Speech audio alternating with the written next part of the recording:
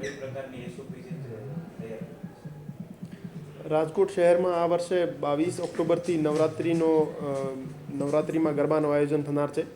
આ વર્ષે અંદાજિત 32 અર્વાચીન ગરબીઓ, 73 પ્રાચીન ગરબીઓ અને 573 શેરી ગરબીઓ મળીને કુલ 678 ગરબાનું આયોજન થનાર છે. માનનીય સીપી સર બ્રજેશકુમાર જાસર અને માનનીય additional CP sir Mahendra Bagadiya સરના નેતૃત્વ હેઠળ ટોટલ પોલીસના, હોમગાર્ડના અને એસઆરપીના 1000 કરતાં વધારે અધિકારીઓ કર્મચારીઓ બંદોબસ્તમાં તૈનાત રહેશે. તમામ આયોજકોને ગરબામાં પોતાના સ્વયંસેવક વ્યવસ્થા જાળવવા માટે રાખવાના રહેશે અને પૂરતી સંખ્યામાં એન્ટ્રી એક્ઝિટ ગેટ્સ અને સાથે સાથે એમરજન્સી એક્ઝિટની પણ વ્યવસ્થા રાખવાની રહેશે.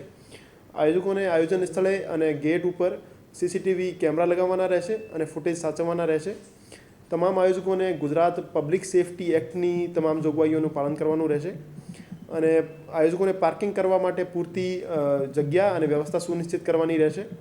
સરકારશ્રી દ્વારા જણાવેલ ગાઈડલાઇન મુજબ માઇક અને લાઉડસ્પીકરનો પ્રયોગ કરવાનું રહેશે. નિયત સમય પછી માઇક વગાડવાનું રહેશે નહીં. સામાજિક અને સાંપ્રદાયિક સૌહાર્દ બગડે તેવી કોઈ પણ ગતિવિધિ ના થાય તેની સંપૂર્ણ જવાબદારી આયોજકની રહેશે.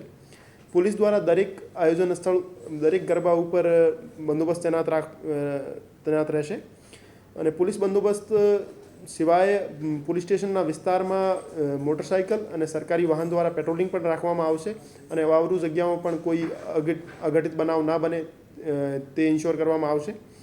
અને આ સિવાય પોલીસની સી ટીમ દ્વારા તમામ જગ્યાઓ ઉપર અસામાજિક તત્વો અને રોમિયો તત્વો બહેન બેટીઓને હેરાન ના કરે અને એની છેડતી ના કરે તેના માટે એના ઉપર કડક પગલાં લેવામાં આવશે.